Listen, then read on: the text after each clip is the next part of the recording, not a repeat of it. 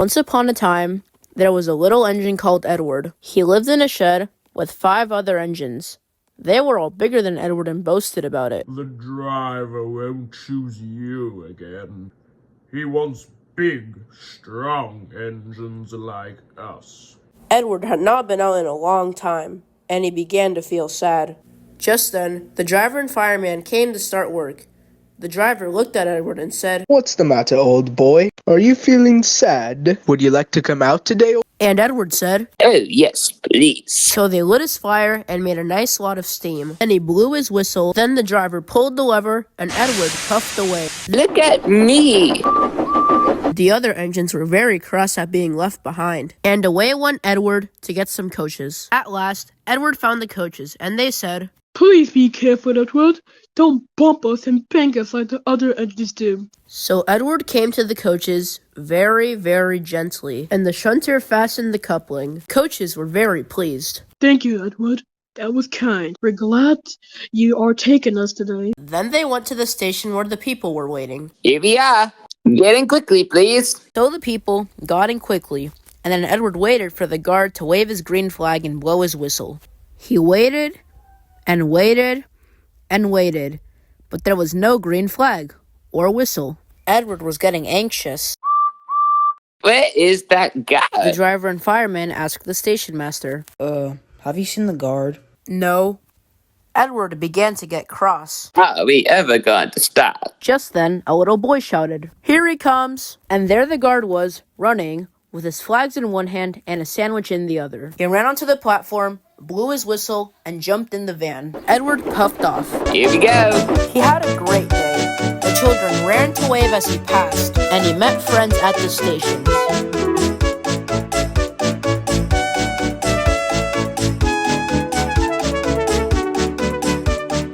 He worked so hard that his driver said he would take him out again tomorrow. I'm going out again tomorrow. What do you think of that? But he didn't hear what they thought. But he was so tired and happy that he fell asleep at once. One of the engines in Edward's shed was called Gordon. He was very big and proud. You watch me this afternoon, little Edward, as I rush through with the express. That will be a splendid Just sight. then, his driver pulled the lever. Goodbye, little Edward. Look out for me this afternoon. Edward went off too to do some shunting. Edward liked shunting. It was fun playing with trucks. He would come up quietly and give them a big push. Edward played till there were no more trucks. Presently, he heard a whistle, and Gordon came puffing along very slowly and very crossly. Instead of nice shining coaches, he was pulling a lot of dirty coal trucks. The shame of it. The shame of it. Oh, the shame of it. Edward laughed and went to go find some more trucks. Soon afterwards, a porter came to talk to Edward's driver. "Gordon can't get up the hill. May you have Edward to push him up, please?" Sure thing. They found Gordon halfway up the hill, and he was very cross. His driver and fireman were talking to him severely. "You're not trying, Gordon." I can't do it.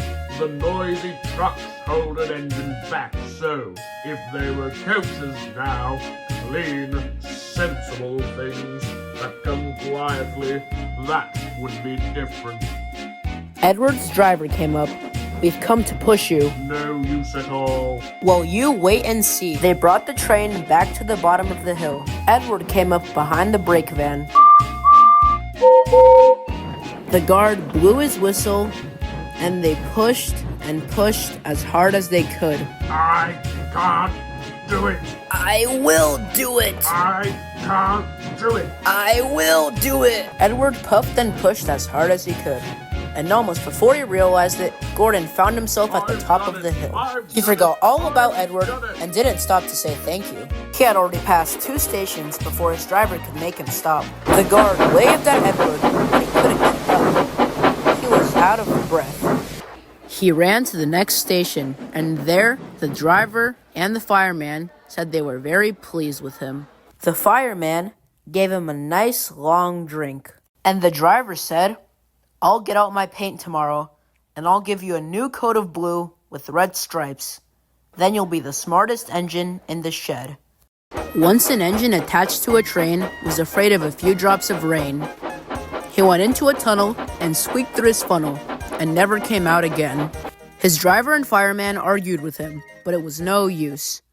Henry said, No, I shall not come out. The rain will spoil my lovely green paint with red stripes. The guard blew his whistle until he was out of breath, and he waved his flags until his arms ached. But Henry wouldn't come out of the tunnel, and he blew steam at him. Go away!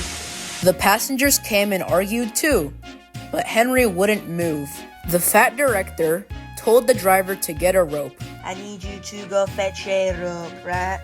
We're going to pull you out. They hooked the rope on, and all pulled except the fat controller. Oh, my doctor has forbidden me to pull. They pulled and pulled and pulled, but still Henry stayed in the tunnel. Then they tried pushing. The fat controller said, 1, 2, 3, and push. but he didn't help himself. My doctor has forbidden me to push. They pushed and pushed and pushed, but Henry wouldn't move. At last, another engine came. The guard waved his flag and stopped it. The two drivers, the two firemen, and the two guards went and argued with Henry. Look, Henry, it stopped raining. Yes, but it will begin soon. So they brought the other engine up. It pushed and puffed and pushed and puffed. But Henry stayed in the tunnel. So they gave up, and the fat controller said, Okay, looks like you're going to be walled up in there for forever and always. So they made a new tunnel, took up the old rails, and built a brick wall in front of Henry. Now Henry can't get out. And he watches engines go through the other tunnel. And he's sad because no one will ever see his green paint with red stripes again. But I think Henry deserved it. Don't you? Edward and Gordon often went through the tunnel where Henry was shut up. Edward would say, Hello. and Gordon would say, Serves you right. Henry had no steam to answer. His fire had gone out, and soot and dirt from the tunnel ruined his lovely green paint with red stripes. He was cold and unhappy, and wanted to come out and pull trains too. Gordon always pulled the express.